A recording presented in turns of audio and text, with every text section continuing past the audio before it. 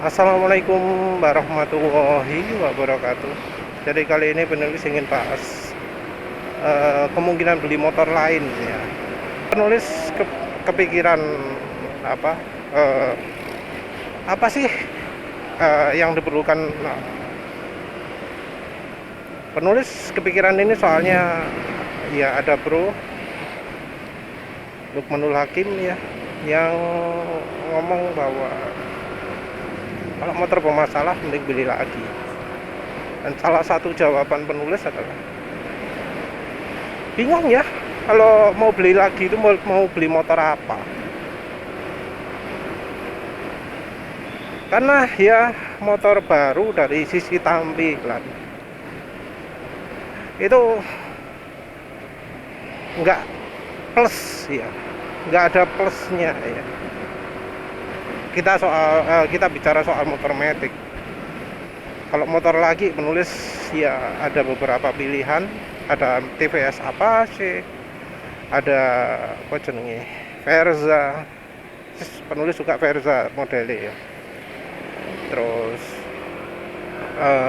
kalau CB bosen, CBR bosen, R15 nggak selera, GSX bukan untuk keluarga. Tapi motor lagi emang kebanyakan tidak untuk keluarga ya. Kalau itu joknya rata kayak bandit itu tetap kurang rata. Ada Suzuki kok nggak mengeluarkan model klasik aja gitu ya. Terus pilihannya wis motor matic. Motor bebek kalau itu dianggap motornya anak muda ya, jelas dilarang sama istri lah. Kalau sebenarnya ya beli MX King gitu bisa, tapi kalau beli Satria atau yang Supra GTR, sorry bukan Supra GTR, apa Sonic ya, itu wis 100% tidak boleh ya. Tapi wis pilihane matic tok. Penulis beli motor matic itu apa ya? Kalau dari sisi model tuh Grand Villano keren. Kalau motornya Honda, penulis itu yang nggak suka itu terutama bagian depan ya. Yang PCX 150 menurut penulis sudah cukup keren kecuali overdosis bagian alisnya ya. Kalau alisnya dipangkas mestinya lebih bagus. Yang 160 nggak begitu selera. Honda Vario yang baru 160 belakangnya suka banget penulis dulu kalau nggak salah pernah ngomong sama orang Honda, seandainya Honda Vario itu belakang digawe kayak sport itu mungkin laris ya. Ya ternyata beneran, dan ternyata laris beneran. Vario 160 suka belakangnya, tapi yang depan aduh sama sekali nggak suka. Yang model Vario 125 sekarang itu juga nggak suka. Paling suka itu yang sebelumnya lagi, yang pakai motif gold itu ya. Motif gold itu wah keren, atau motif metalik ya. Itu penulis suka.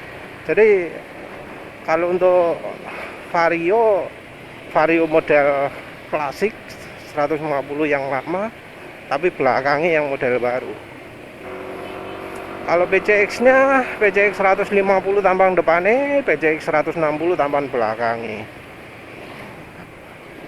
Bagian bodinya PCX 160. Kalau dari sisi tampilan secara body NMAX itu jelek ya, karena warnanya itu enggak streamline, enggak nyambung gitu ya. Ada putus-putus, ono bendol-bendole opo gitulah ya. Itu model kuno. Sementara itu kalau PCX kan modelnya streamline ya, dari depan sampai belakang mulus. Tinggal perlu di sporty kan saja. Kalau Aerox nggak selera ya, baik yang model lama ataupun model facelift. Yang facelift makin nggak suka lagi karena kesannya jadi oversize ya, tambang depannya.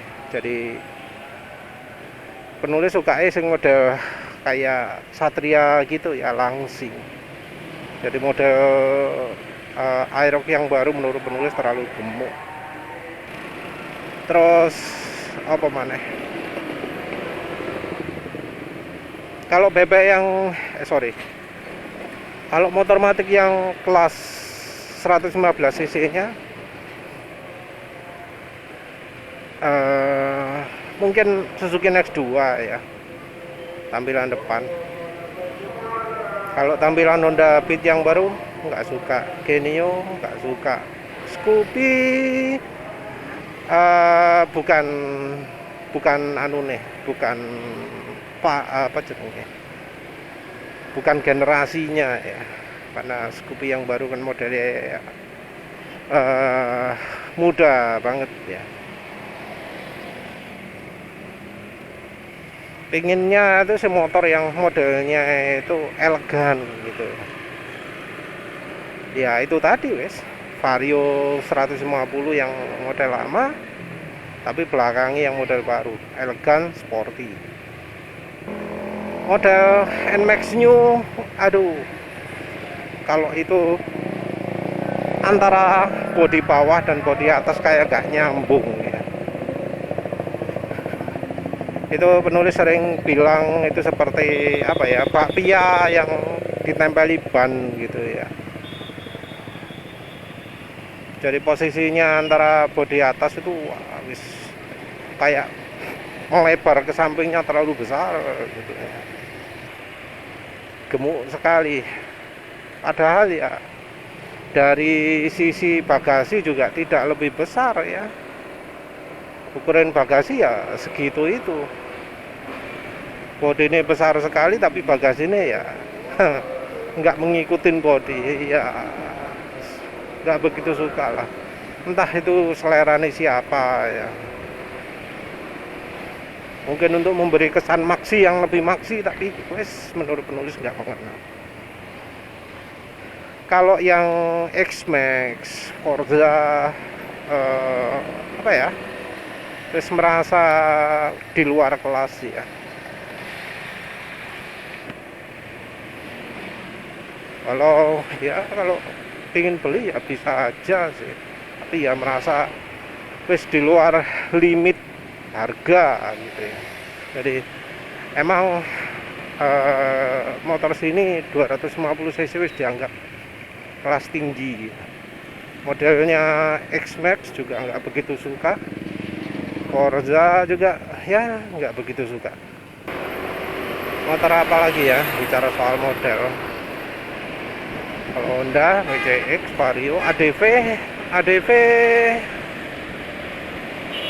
penulis merasa kemahalan. Untuk modelnya juga ya, yang terutama sih karena ada bagiannya nggak dicat ya, yang nggak suka itu. Kalau dari sisi modelnya ya, apa mana? Kalau Yamaha ada itu ya, Lexi. Kalau Lexi nggak suka lampu depannya. Apa mana? Ya wis, kalau itu modelnya ya. Jadi dari sisi model sendiri menurut penulis nggak plus ya, nggak plus banget. Kalau misalnya ngiri sama Vario 160, ngiri sama belakangnya Vario 160, menurut penulis NMAX lampu belakangnya dimodif jadi LED itu lebih mantep ya, lebih mantep ya daripada tampilan belakangnya NMAX New. Jauh lebih mantap NMAX Old yang lampu belakangnya diganti. Kalau dari sisi depan sebenarnya ya tampilan ini bisa dibuat lebih modern. Yang terutama yang bikin jelek kalau tampilannya depan NMAX Ult ini adalah dari sisi lampu sen depannya ya. Lampu sen depannya kuno banget, bentuknya gak pas ya. Kalau bisa diganti, dimodifikasi, dibuat sipit atau apakah, itu pasti bakal lebih bagus. Penulis rasanya kalau dibuat sipit keren ya, tapi masih nggak kepikiran. Terus bagian lain yang nggak bagus itu ya lampu kotanya ya. Lampu kotanya kan kuning ya, padahal lampu utamanya LED, tapi kok lampu kotanya kuning, gak tepat. Kalau kuning sekalian lah semuanya, tapi ini kok separuh-separuh. Lampu utamanya kuning, lampu kotanya lampu utamanya putih, lampu kota kuning, jelek. Tapi penulis sudah modifikasi, ganti, beli lampu LED harga 3.000-an. Wes langsung pasang, puas, sampai sekarang masih nyala, oke ya wes. Dari jauh nggak kelihatan oldnya ya, jadi putih tok, jadi kelihatan kayak apa ya, motor-motor modern yang lain lah yang lampunya putih-putih gitu. Jadi wes gak jelek. Apa maneh wes ya, kalau soal tampilan itu. Yang berikutnya adalah soal kenyamanan. Bicara soal kenyamanan, ini NMAX kalau menurut penulis getarannya nggak terlalu parah ya. Sementara itu penulis sering dengar getaran motor baru-baru itu gak enak. Motor baru sih lebih banyak Hondanya ya, jadi getaran motor Honda itu dianggap buruk ya. Tapi bukan dalam kondisi baru ya. Dan kalau PCX 160 getarannya bukan waktu jalan, tapi waktu berhenti. Ya lagi-lagi desain roller gak imbangnya mungkin. Tapi kalau Maxi kalau sudah jalan rasanya getaran minim, kecuali gerdek ya. Gerdek itu entah penyakit gara-gara apa, tapi ya banyak solusi, tapi ya tandanya bahwa pabrikan itu sudah nggak becus lagi lah bikin motor yang bagus anti gerdek. Jadi katanya semua motor kena, tapi ya kebetulan semua motor matic penulis nggak ada yang mengalami gerdek. Entah itu yang mulai dari awal pakai spin, beat, ESP, Next 2 termasuk yang NMAX ini pemakaian 38.000 km. Gak gerdek ya. Oh, gak gerdek kan.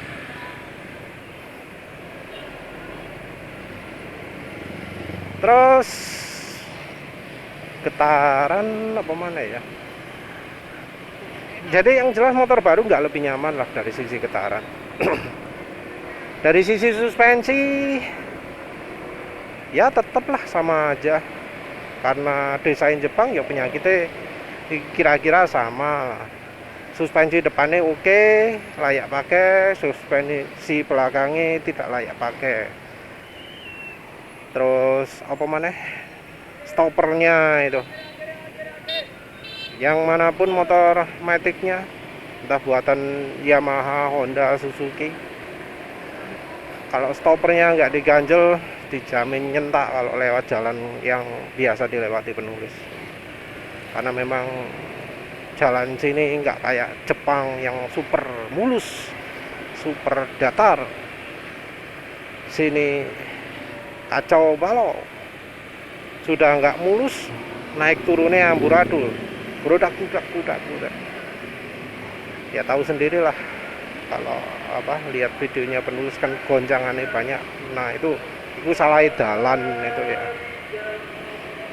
nggak penulis buat itu beneran, tapi karena jalan gitu. Apa maneh soal tenaga, kalau menurut penulis tenaga motor penulis sudah cukup ya, sudah memadai. Walau mungkin di atas kertas tenaganya kalah sama Aerox, kalah sama NMAX New, kalah sama PCX 160, kalah sama Vario 160 ya.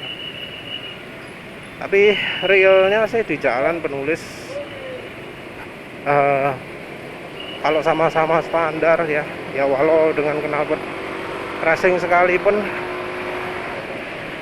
nggak beda jauh ya.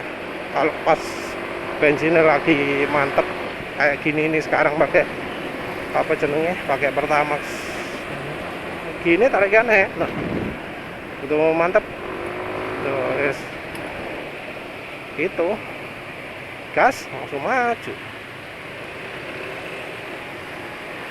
Jadi antara yang baru-barunya Honda, yang baru-barunya Yamaha, motor-motor cc 150-an ke 160, menurut penulis ini masih oke ya, masih layak. Jadi kalau butuhnya performa ya lebih mending ini dimodif daripada beli lagi. Wah, motor listrik Astra Alfa ya, ini juga kali ya. Yang jelas ya performa cukupan lah ya, walau di atas kertas motornya termasuk lambat, tapi ya nyatanya sekarang ini penulis nggak pernah merasa apa ya kurang gitu ya, karena mau sama Vario 160 pun ya bisa ngejar BCX 160, NMAX New, Aerox, walau mereka pakai knalpot racing sekali itu ya, terutama sih karena suspensi yang punya mereka sudah nggak standar. Jadi punya mereka sering ngerem kalau pas jalannya nggak enak gitu ya. Soal konsumsi bahan bakar, umur 38.000 km lumayan lah, mau irit-iritan bisa, termasuk lebih irit daripada kondisi masih baru. Nanti punya motor baru lagi ya cari-cari lagi triknya biar lebih irit sama. Jadi banyak faktor ya yang buat nggak minat beli motor lagi yang baru. Motor mana emang yang bisa jadi idola? Yang terutama itu ya penyakitnya ya. Salah satu orang beli motor itu adalah kalau motor sudah penyakitan, kalau sudah banyak penyakitnya. Tapi ya motor penulis bisa dibilang penyakitnya cuma masalah fuel dilution ya, yang lainnya nggak butuh parah.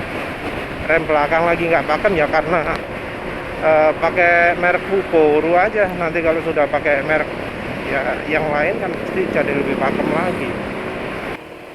Mungkin body gemberatak, tapi ya wis lah, kondisi jalan seperti itu mau nggak gemberatak di opo. Masih motore apa body sepaten apapun kalau jalannya nggak gitu ya wis lah. Kalau memang Yamaha sendiri kurang begitu bagus untuk soal desain rapetnya body ya, tapi yang terutama bikin enggan beli motor baru itu ya justru malah soal reliability ya. Penyakitnya motor baru kok malah lebih banyak daripada yang ini NMAX Old ini.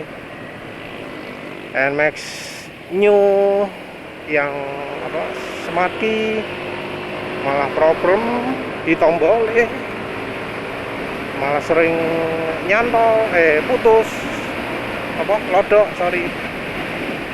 malah sering bablas kan. Percuma punya kunci tapi bablas gak bisa digawe lah. Apalagi kambuh-kambuhan sudah diganti orisinil tetap gitu lagi, apa gak jengkel? Kalau soal konektivitas ya sebenarnya apa sih gunanya konektivitas, apalagi malah katanya mempercepat berkurangnya umur baterai. Juga soal alarm dan macam-macam ya, kecuali kalau memang butuh alarm. Tapi ya daripada alarm mending pakai trik ya, trik entah apanya kak yang bikin motor nggak bisa dinyalakan kalau nggak ada kunci rahasia nih, yang nggak perlu apa jenenge, nggak makan arus lah ya, alat pengaman nih. Kalau makan arus ya berdoai. Penyakit lain ABS-nya ya, ABS-nya NMAX atau Yamaha mungkin, yang lah mengapa bisa konslet ya. Kalau PCX penulis nggak pernah dengar, tapi ya entah lagi ya. PCX katanya lebih unggul dalam sisi ABS, ABS-nya halus katanya. Tapi ya selama ini kalau lihat kasus-kasus orang itu seringnya nabrak itu karena nggak sempat ngerem ya, karena ya jarinya nggak dituas rem. Jadi itu lebih ke apa ya, tahu tekniknya lah. Ngerem juga kalau misalnya pingin nggak jatuh ya bisa, caranya ya belakang dulu, jangan depan dulu, belakang dulu sampai motornya merunduk ke depan, baru pakai rem belakang, baru pakai rem depan. Terus apa maneh, oh ya, error nomor 12 nya Aerox. Ternyata kualitas konektornya amit-amit dari Yamaha, sehingga motor itu resiko kebakar kabel karena konektornya gak tepat ya. Konektornya enggak, mungkin bukan dari bahan silver ya, sehingga karena arus yang dilaluinya cukup besar, makin lama makin panas, makin longgar, sehingga akhirnya intermittent yang akhirnya kebakar. Kalau motor penulis masih old, nggak ada masalah itu. Yang NMAX New juga engine check ya. Dan nggak cuma Yamaha toh, Honda juga bermasalah.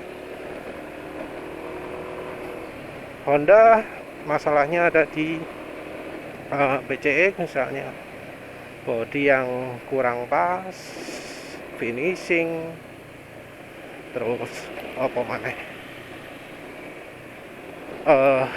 rembesnya, desain dari CVT-nya, baik roller maupun apa mangkok belakang, kadang overheat sehingga setelah dipakai macet-macetan terus mendadak motor nggak mau dinyalakan karena kampas koplingnya ganjet dengan rumah koplingnya.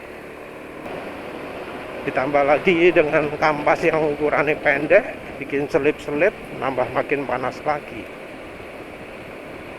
Gak gredek ya, ada yang komentar gredek tapi kayak minim. Tapi ya itu jadi macet-macetan.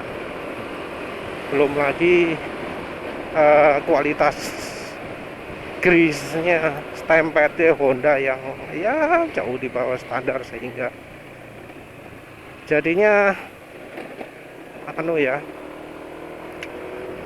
cepet kasar suaranya. Mungkin sebelum servis pertama wis kasar CVT ini karena kualitas tempelnya jauh di bawah standar. Toh barangkali ya desain yang lain penutupnya kurang tahu apa, tapi tetap menunjukkan buruknya desain Honda. Yang lampu depan getar karena mekanisme pemasangannya, mekanisme desain penempelnya kurang bagus juga terjadi.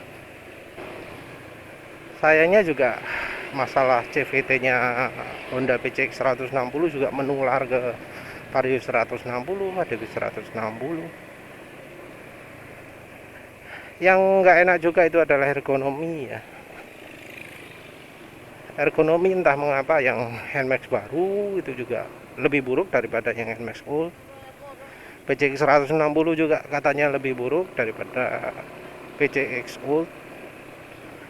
Kalau Vario 160 atau Aerox, wah itu jelas gak memperhitungkan ergonomi. Yang Vario dari sisi suspensi juga ya nggak manusiawi katanya ya, karena berat penulis masih termasuk yang dalam tanda kutip ringan ya, 85. Tapi ya itu ya dilema, mau beli motor baru, motor yang mana. Nilai plusnya nggak ada, nilai minusnya malah lebih banyak. Repotnya itu ya wes itu saja. Oh ya, yang Honda kelas 115 cc yang baru juga tenaganya lebih lemah ya. Yang Grand Villano pun menurut penulis ergonominya kurang. Ya wis lah. Ya wis itu saja. Terima kasih sudah menonton. Assalamualaikum warahmatullahi wabarakatuh.